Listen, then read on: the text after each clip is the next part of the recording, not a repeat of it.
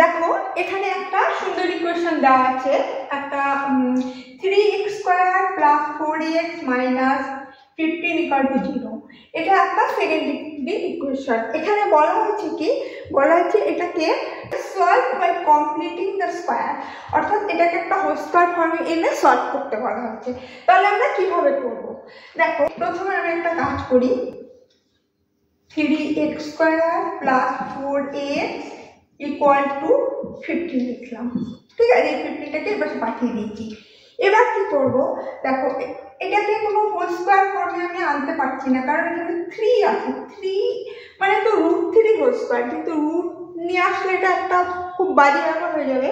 সেজন্য আমি কি করব, 3 দিয়ে ডিভাইড করে দেবো। এটা যদি 4x স্কয়ার হতো আমি কিন্তু 2x এর হোল স্কয়ার লিখতে পারতাম, কিন্তু এখানে 3 আছে, সেজন্য আমি কি করবো, এটাকে হোল স্কয়ার ফর্মে আনা যাচ্ছে না, সেজন্য আমি 3 দিয়ে ডিভাইড করে দেবো। তাহলে ডিভাইড করে দিলে কি হচ্ছে, দেখো 3x স্কয়ার বাই 3 প্লাস এখানে 4x by 3 equal to 15 by 3। ঠিক আছে, এখন এখানে কি পাচ্ছি, তাহলে এখানে পাচ্ছি 3 দিয়ে তো কেটে গেল, x স্কয়ার এটা কাটার জন্য আমি 3 দিয়ে ডিভাইড করেছিলাম, প্লাস এটা কত হচ্ছে 4/3x ইকুয়াল টু এখানে কত হচ্ছে 5। এখন দেখো আমাকে এই জিনিসটাকে একটা হোল স্কয়ার ফর্মে আনতে হবে। তাহলে হোল স্কয়ার ফর্মে আনতে গেলে আমরা কি জানি, আমরা এরকম জানি, দেখো a plus b whole square equal to কি, a square plus 2ab plus b square. মানে এই ফর্মে আমাকে সাজাতে হবে। তাহলে আমি এটাকে দেখো করছি x স্কয়ার, তাহলে এই যে এর সঙ্গে x টার্ম আছে, তো তাহলে এটা কি 2ab ফর্মে এটাকে আনতে হবে। তাহলে কি লিখতে পারি, আমি যদি 2 আলাদা করে লিখি তাহলে 2 তো একবার লেখা হয়ে গেছে।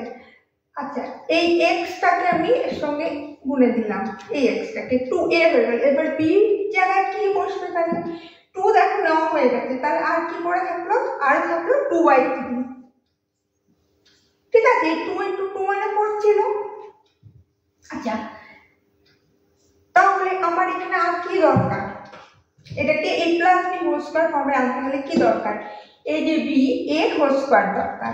তাহলে আমি এখানে 2/3 হোল স্কয়ারটা x টা নিলাম ইকুয়াল টু, তাহলে এই 5 ডান দিকে ছিল, তাহলে ডান দিকেও আমাকে এই হোল স্কয়ারটা x টা নিতে হবে, প্লাস 2/3 হোল স্কয়ার। ওকে,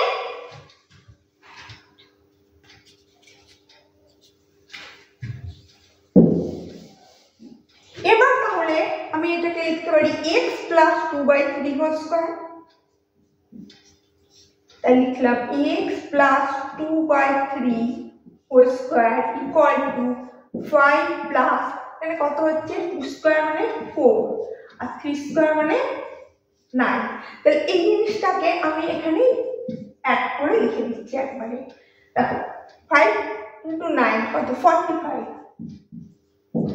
প্লাস এই 4টা কাটলো বাই 9, তাহলে দ্যাট ইজ ইকুয়াল টু 49/9।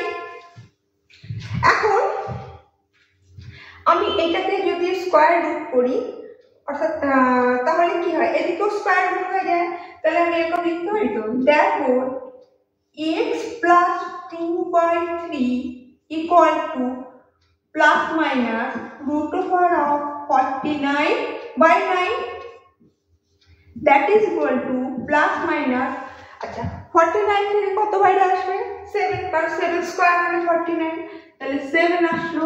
আর 9 থেকে কত আসবে, 3 স্কয়ার মানে 9, তাহলে 7/3। এই অবধি আমার হলো।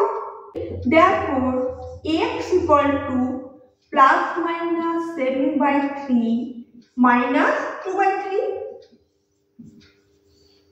ঠিক আছে, তো তাহলে x এর দুটো ভ্যালু পাবো, একবার এখানে প্লাস দেওয়া হবে এদিকটা, একবার মাইনাস দেওয়া হবে। তাহলে আমি এখানে লিখে ফেলছি x এর ভ্যালুগুলো।